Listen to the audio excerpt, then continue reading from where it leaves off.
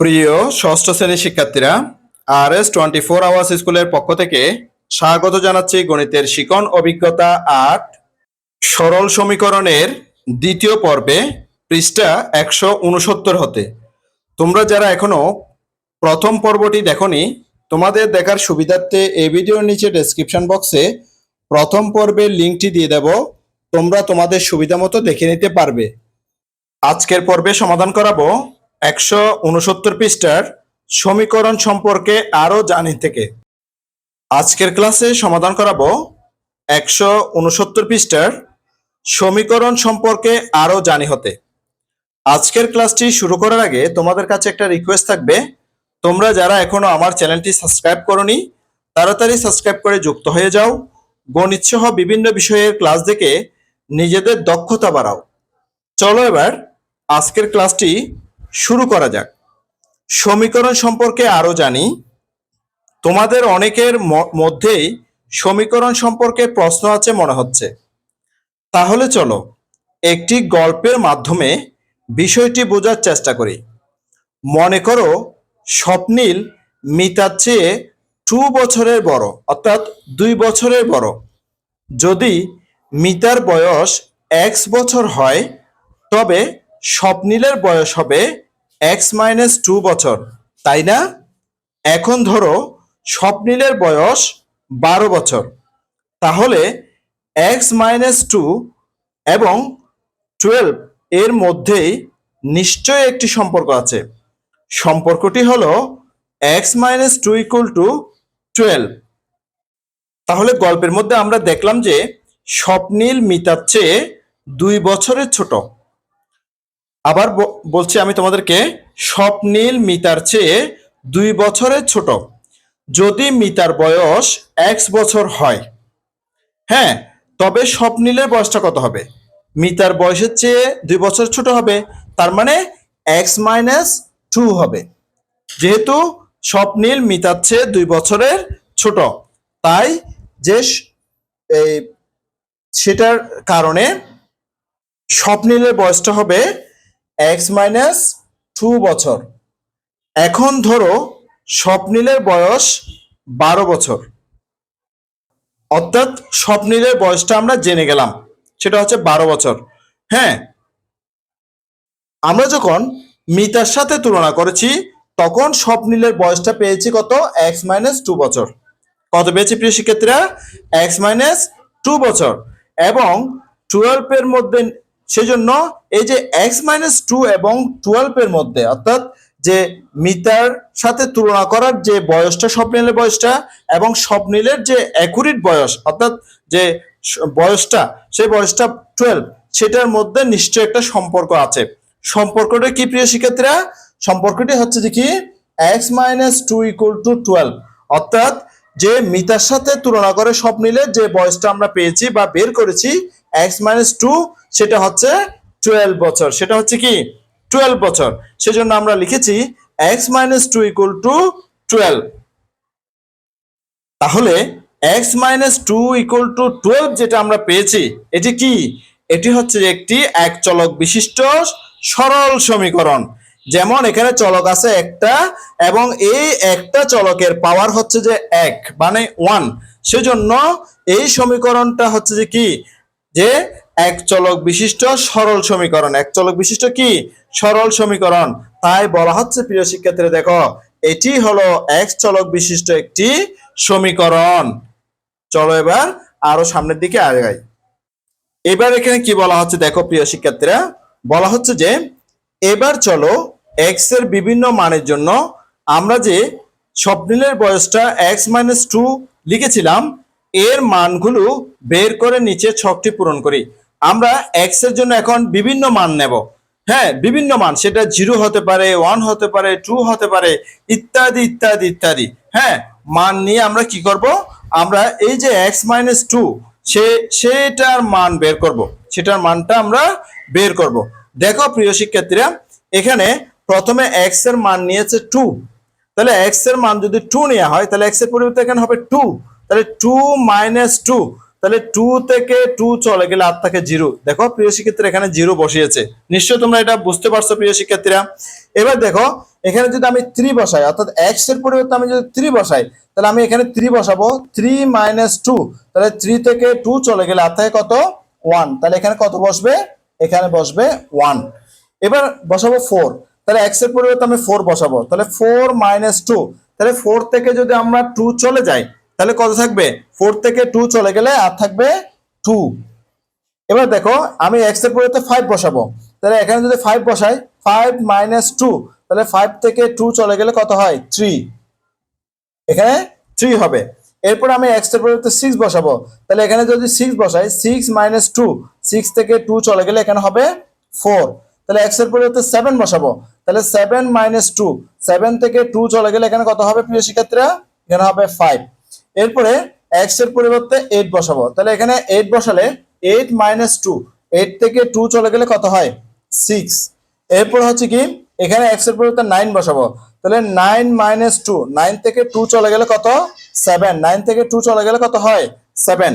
এরপরে x এর পরিবর্তে আমি 10 বসাবো, তাহলে 10 বসালে কি হয়, 10 - 2, 10 থেকে 2 চলে গেলে কত, 8 হবে।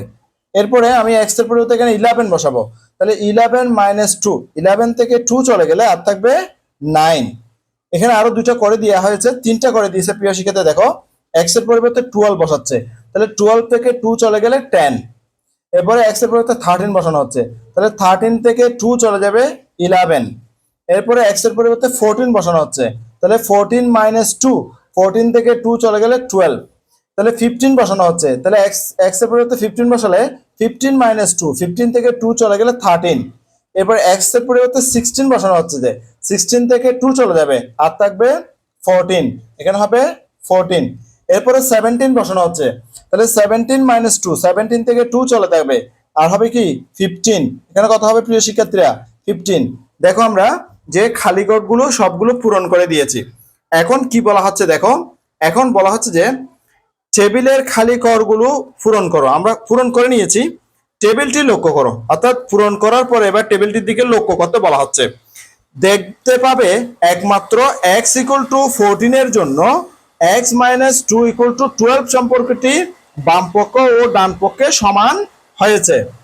দেখো প্রিয় শিক্ষার্থীরা, আমাদের যে সমীকরণ সেটা ছিল x - 2 = 12। তাহলে আমরা টেবিলটি লক্ষ্য করে দেখতে পাচ্ছি কি, x যদি 14 হয়, তাহলে x - 2 = 12 সম্পর্কটির বাম পক্ষ ও ডান পক্ষ সমান হচ্ছে। প্রিয় শিক্ষার্থীরা, সেটা কিভাবে হচ্ছে আমরা একটু দেখে নিই। আমাদের যে সমীকরণটা সেটা ছিল x - 2 = 12, তাহলে সেটার বাম পক্ষে কি আছে দেখো তো, x - 2 আছে, তাহলে সেই জন্য আমি লিখলাম বাম পক্ষ = x - 2।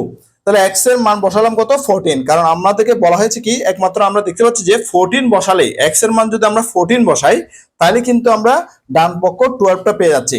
সেজন্য আমি x এর পরিবর্তে 14 বসালাম, -2, 14 থেকে 2 চলে গেলে আর থাকে 12। তাহলে সুতরাং এটা কি, এই 12টা হচ্ছে যেখানে ডান পক্ষ, তাহলে বাম পক্ষ = ডান পক্ষ, এটা কিন্তু মিলে গিয়েছে। কার জন্য মিলেছে, 14 এর জন্য। অর্থাৎ x এর মান যদি আমরা 14 বসাই, শুধুমাত্র x এর একটা নির্দিষ্ট মান সেটা হচ্ছে 14, সেটা বসালে কি হয় যে ডান পক্ষে 12টা মিলে যায়। তাহলে আমরা দেখলাম x এর মান যদি শুধুমাত্র 14 হয় তাহলে কিন্তু যে ডান পক্ষে 12 আসে। সেজন্য বলা হচ্ছে যে x এর অন্য কোনো মান, যেমন x = 12, x = 16 ইত্যাদি ইত্যাদি, এর জন্য x - 2 = 12 সম্পর্কটি বাম পক্ষ ও ডান পক্ষ সমান হয় না, শুধুমাত্র 14 এর জন্য সমান হয়। কার জন্য সমান হয়, 14 এর জন্য। অর্থাৎ x = যদি আমরা 14 হয় তাহলে কিন্তু বাম পক্ষ এবং ডান পক্ষ সমান হয়। সবশেষ আমরা বলতে পারি সমীকরণ তাকে বলবো যা চলকের নির্দিষ্ট মানের জন্য বাম পক্ষ ও ডান পক্ষ সমান হয়। তাহলে আমরা কি বলবো, যে সমীকরণ তাকে বলবো, কাকে বলবো, যে একটা অর্থাৎ চলকের একটা নির্দিষ্ট মানের জন্য বাম পক্ষ এবং ডান পক্ষ সমান হবে, তাকে আমরা সমীকরণ বলবো, কিন্তু অন্যগুলোকে আমরা সমীকরণ বলবো না। ঠিক আছে, তোমরা নিশ্চয় জানো চলকযুক্ত বীজগাণিতিক রাশিকে বৃহত্তর, অর্থাৎ এই যে গ্রেটার দেন বা ক্ষুদ্রতর মানে লেস দেন চিহ্নের মাধ্যমেও প্রকাশ করা যায়। তাহলে সেটা অবশ্যই তোমরা জানো যে কি চলকযুক্ত বীজগণিতিক রাশিকে বৃহত্তর চিহ্ন অর্থাৎ যে গ্রেটার দেন এবং ক্ষুদ্রতর চিহ্ন লেস দেন এই চিহ্নগুলোর মাধ্যমে কিন্তু প্রকাশ করা যায়। তাহলে এগুলো কি সমীকরণ? হ্যাঁ, এগুলো কিন্তু সমীকরণ নয়, এগুলো সমীকরণ নয়। যেমন x minus 1 greater than 8, 2y plus 7 less than 13, z greater than 15 ইত্যাদি। তবে এই ধরনের চলকযুক্ত বীজগাণিতিক সম্পর্ককে সমীকরণ বলা যাবে না। এই যে আমি কিছুক্ষণ আগে তোমাদেরকে বললাম যে লেস দেন গ্রেটার দেন যুক্ত রাশিকে কিন্তু আমরা কি বলতে পারবো না, সমীকরণ বলতে পারবো না। তাহলে সমীকরণ হতে হলে কি হতে হবে? অবশ্যই একটা সমান চিহ্ন থাকতে হবে, অর্থাৎ লেস দেন গ্রেটার দেন থাকলে হবে না, কি থাকতে হবে? সমান চিহ্ন থাকতে হবে। তাই তোমাদেরকে বলা হচ্ছে একটু চিন্তা করে দেখো তো কেন তাদেরকে সমীকরণ বলা যাবে না। নিশ্চয় তোমরা এখন বলতে পারবে। কেন বলতে পারবে? যে তোমাদেরকে কিছুক্ষণ আগে আমি বলে দিয়েছি যে কারণ এখানে কিন্তু সমান চিহ্ন ছিল না। এখানে কি ছিল না? সমান চিহ্ন ছিল না। এখানে কি ছিল? লেস দেন গ্রেটার দেন এগুলো ছিল। লেস দেন গ্রেটার দেন থাকলে আমরা কিন্তু সমীকরণ বলবো না, সমীকরণ বলবো না। তাহলে কেন তাদেরকে সমীকরণ বলা যাবে না? এই সম্পর্কগুলোর মধ্যে কি সমান চিহ্ন আছে? তোমাকে প্রশ্ন করছে। সমান চিহ্ন তো নাই, কি আছে? লেস দেন গ্রেটার দেন আছে। এগুলো কি চলকের নির্দিষ্ট মানের জন্য সিদ্ধ হয়? তাহলে এই যে বাম পক্ষ ডান পক্ষ মিলে কিনা, হ্যাঁ, সিদ্ধ হয় কিনা? হ্যাঁ, তাহলে নিশ্চয় না, তাই না? হ্যাঁ, নিশ্চয় হয় না। আর বৃহত্তর হয়, যেহেতু বৃহত্তর চিহ্ন আছে বৃহত্তর হবে, ক্ষুদ্রতর চিহ্ন আছে ক্ষুদ্রতর হবে, সমান তো হবে না। হ্যাঁ, সমান তো হবে না। তাহলে বৃহত্তর হবে না হলে ক্ষুদ্রতর হবে। হ্যাঁ, চিহ্নযুক্ত রাশিগুলো চলকের অসংখ্য মানের জন্য সঠিক হয়ে থাকে। অসংখ্য মানের জন্য কি হয়ে থাকে? সঠিক হয়ে থাকে। এখানে চলকের মান আমরা অসংখ্য বসাতে পারবো, অর্থাৎ নির্দিষ্ট কোনো মান বসাতে পারবো না। তাহলে আমরা সমীকরণের মধ্যে অবশ্যই কি হতে হবে? চলকের মান অবশ্যই নির্দিষ্ট হতে হবে। চলকের মান নির্দিষ্ট করে বসানোর পর যে বাম পক্ষ এবং ডান পক্ষ সমান হলেই তখন তাকে আমরা কি বলবো? সমীকরণ বলবো। অন্যথায় গ্রেটার দেন লেস দেন দিয়ে যদি বসানো হয় তখন তাকে আমরা সমীকরণ বলবো না। আরেকটা জিনিস লক্ষ্য করো, নিচের সম্পর্কটি লক্ষ্য করো। নিচে আমরা একটা সম্পর্ক দেখতে পাচ্ছি, দেখা যাচ্ছে যে 15 প্লাস 7 ইকুয়াল টু 21। 15 এর সাথে 7 যোগ করলে 21 হয়। এটি কি সমীকরণ? তোমাকে প্রশ্ন করছে। এখানে কিন্তু সমান চিহ্ন রয়েছে। এখানে কি রয়েছে? সমান চিহ্ন রয়েছে।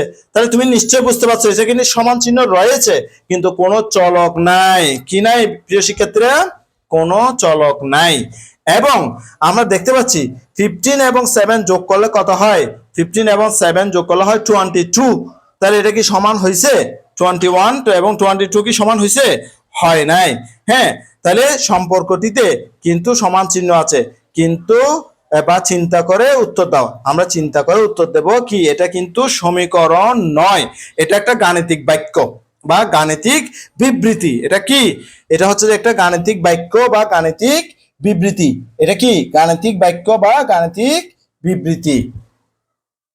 তাহলে আমরা বুঝে গেছি যে সমীকরণ হতে হলে অবশ্যই চলক থাকতে হবে।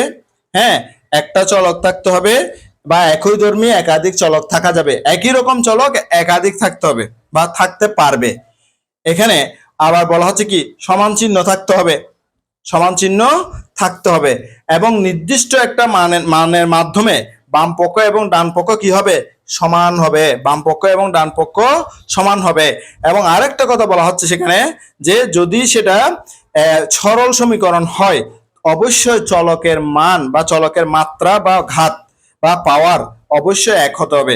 হ্যাঁ, একের অধিক হতে পারবে না, তখন এটাকে সরল সমীকরণ বলা যাবে না।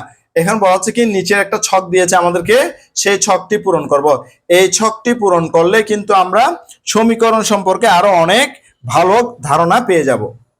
তাহলে চলো প্রিয় শিক্ষার্থীরা এই ছকটি আমরা এখন পূরণ করে নেব। নিচের ছকটি পূরণ করো। এখানে ক্রমিক 1 থেকে 7 পর্যন্ত দেওয়া আছে। প্রথম যে কলাম সেটা হচ্ছে কি ক্রমিকের কলাম, দ্বিতীয় কলামটা হচ্ছে বীজগাণিতিক সম্পর্ক। দ্বিতীয় কলামের মধ্যে বীজগাণিতিক সম্পর্কগুলো দেওয়া আছে। তৃতীয় কলামের মধ্যে কি দেওয়া আছে দেখো প্রিয় শিক্ষার্থীরা, দেওয়া আছে অজ্ঞাত রাশি বা চলক দেওয়া আছে।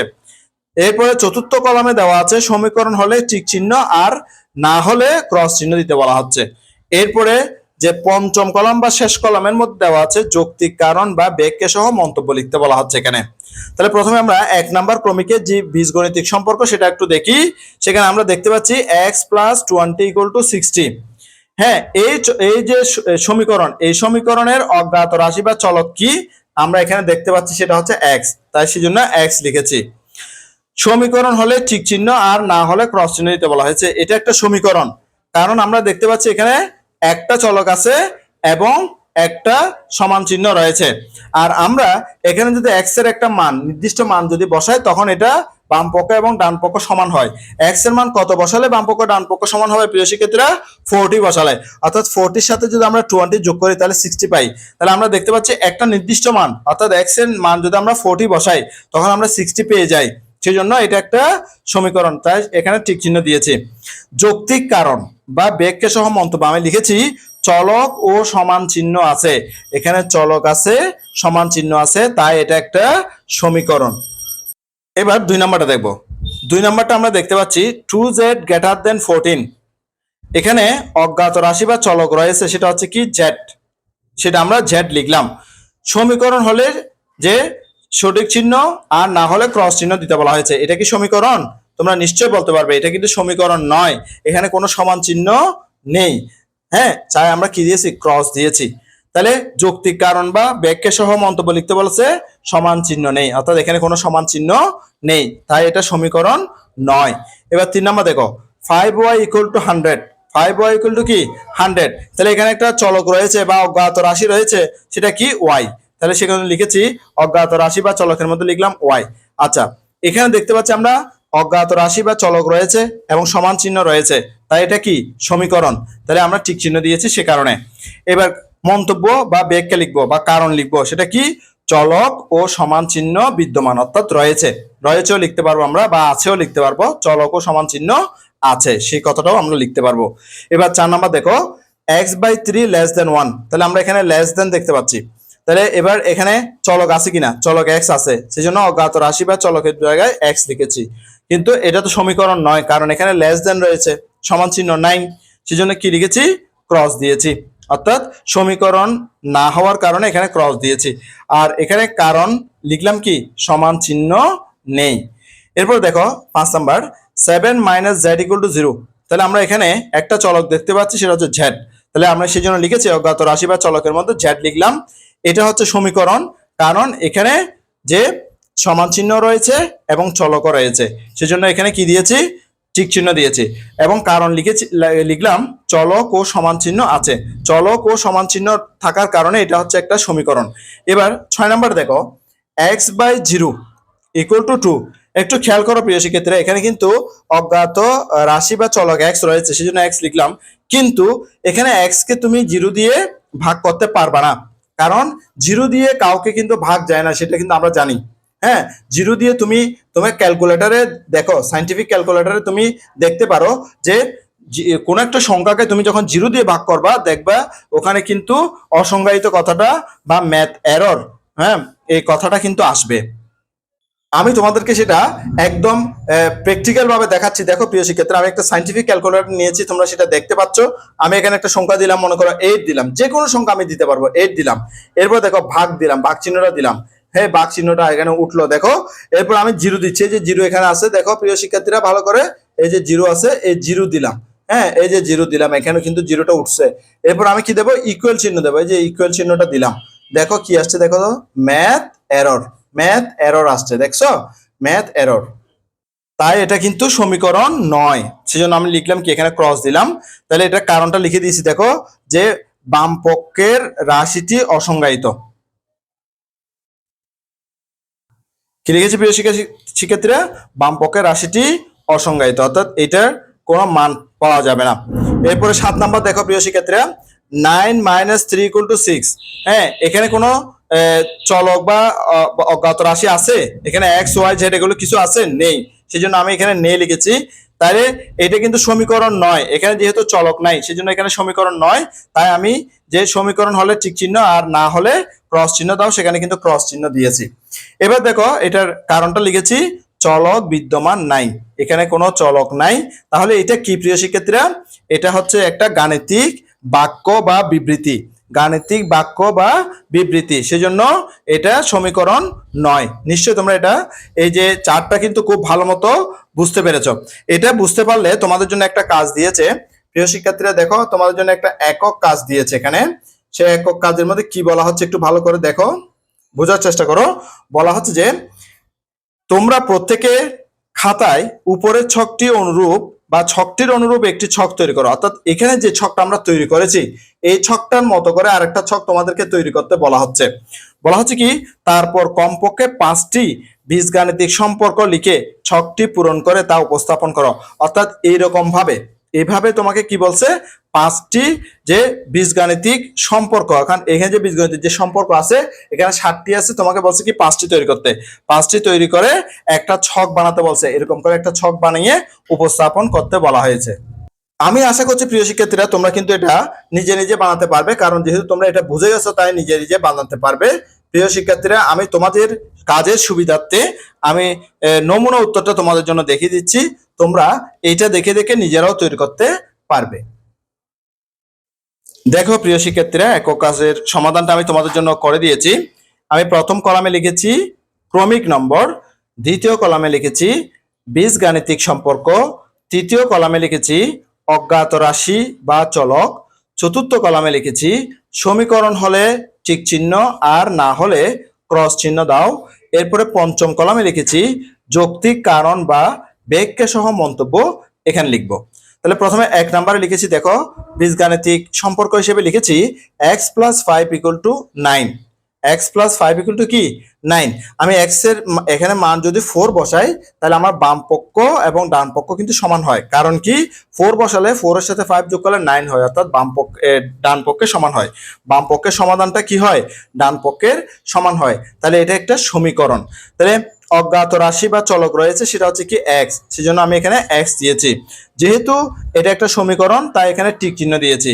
কেন সমীকরণ সেটা লিখেছি, চলক ও সমান চিহ্ন আছে বা রয়েছে বা বিদ্যমান, যে কোনো কথা লেখা যাবে, তাই এটা একটা সমীকরণ। এবার 2 নম্বরে দিয়েছি, দেখো 5y < 12। এখানে চলক রয়েছে y, সেজন্য আমি এখানে লিখলাম y। হ্যাঁ, চলকের মধ্যে কি লিখলাম, y লিখলাম। কিন্তু এটা কিন্তু সমীকরণ নয়, তোমরা বুঝে গেছো প্রিয় শিক্ষার্থীরা, কারণ এখানে কিন্তু < রয়েছে, কোনো সমান চিহ্ন নাই, সেজন্য এটা সমীকরণ নয়। তাই সমীকরণ না হওয়ার কারণে এখানে আমি ক্রস দিয়েছি। এরপরে কারণ লিখেছি, দেখো চলক আছে কিন্তু সমান চিহ্ন নাই, অর্থাৎ এখানে কোনো সমান চিহ্ন না থাকার কারণে এটা সমীকরণ হবে না। এবার 3 নাম্বারটা দেখো z + 5 = 8। তাহলে এখানে চলক হিসেবে আছে z। হ্যাঁ, এইটারে যে আমরা দেখতে পাচ্ছি সমান চিহ্ন রয়েছে, যে চলক রয়েছে এবং চলকের একটা নির্দিষ্ট মান আমরা যদি 3 বসাই, 3 সাথে 5 যোগ করলে ডান পক্ষ 8 এর সমান হয়, তাহলে এটা একটা সমীকরণ। তাহলে আমরা সমীকরণের টিক চিহ্ন দিয়েছি। এবার কারণটা অবশ্যই লিখেছি, দেখো চলক ও সমান চিহ্ন আছে, এখানে চলকও আছে সমান চিহ্ন রয়েছে, তাই এটা হচ্ছে একটা সমীকরণ। লিখলাম এটা যে চলক ও সমান চিহ্ন আছে। এবার 4 নাম্বারটা দেখো, 4 নাম্বারে কি আছে দেখো প্রিয় শিক্ষার্থীরা, 4 নাম্বারে আছে 3 × 5 + 6 = 21।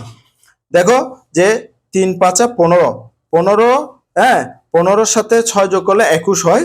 বাম পক্ষ ডান পক্ষ সমান হয়েছে, কিন্তু এখানে কোনো চলক নেই, এখানে কিন্তু কি চলক নেই, তাই এটা কি যে চলক নেই লিখলাম আমি এখানে। এরপরে যেহেতু এখানে কোনো চলক নেই তাই এটা সমীকরণ হতে পারবে না, তাই এখানে ক্রস দিয়েছি। কারণ লিখেছি চলক নেই, এটি একটি গাণিতিক বিবৃতি বা বাক্য, অর্থাৎ এটা হচ্ছে একটা গাণিতিক বিবৃতি বা বাক্য, সেজন্য এটা সমীকরণ নয়। এবার 5 নাম্বার দিয়েছি, দেখো প্রিয় শিক্ষার্থীরা ভালো করে খেয়াল করো, এটা y/0 = 10। তাহলে এখানে একটা চলক রয়েছে, সেটা কি y লিখলাম। হ্যাঁ, কিন্তু এটা কি সমীকরণ, আমরা যদি y কে 0 দিয়ে ভাগ করি, হ্যাঁ আমরা কি পাবো, ম্যাথ এরর পাবো, তাহলে অসংজ্ঞায়িত পাবো, অর্থাৎ 0 দিয়ে কিন্তু ভাগ যায় না।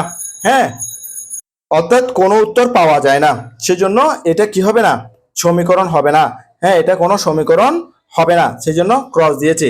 তাহলে বাম পক্ষের রাশিটি অসংজ্ঞায়িত, অর্থাৎ এটার কোনো মান পাওয়া যাবে না, সেজন্য এটা কি অসংজ্ঞায়িত, এটা সমীকরণ হয় না। আশা করছি প্রিয় শিক্ষার্থীরা তোমরা খুব ভালো মতো এই যে একক কাজের সমাধানটি বুঝতে পেরেছো। একক কাজের পুরো সমাধানটি আমি তোমাদের জন্য ছোট করে দেখালাম যাতে তোমরা সঠিক এবং নির্ভুলভাবে পুরো সমাধানটি লিখে নিতে পারো। আশা করছি প্রিয় শিক্ষার্থীরা ইতিমধ্যে তোমরা পুরো সমাধানটি লিখে নিয়েছো। আশা করছি আজকের ক্লাসটি তোমাদের কাছে অনেক অনেক চমৎকার লেগেছে। আজকের ক্লাসটি এই পর্যন্ত। আমি আগামী ক্লাসে 171 পৃষ্ঠার সরল সমীকরণ, ইংরেজিতে লিনিয়ার ইকুয়েশন, এখান থেকে শুরু করব।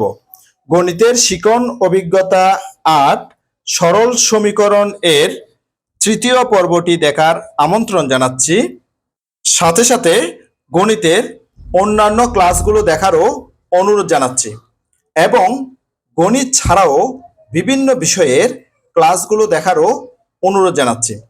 ইতিমধ্যে তোমরা যারা আমার চ্যানেলটি সাবস্ক্রাইব করে আমার ক্লাসগুলো নিয়মিত দেখতেছো, তোমাদেরকে আমার অন্তরের অন্তঃস্থল থেকে অসংখ্য অসংখ্য ধন্যবাদ।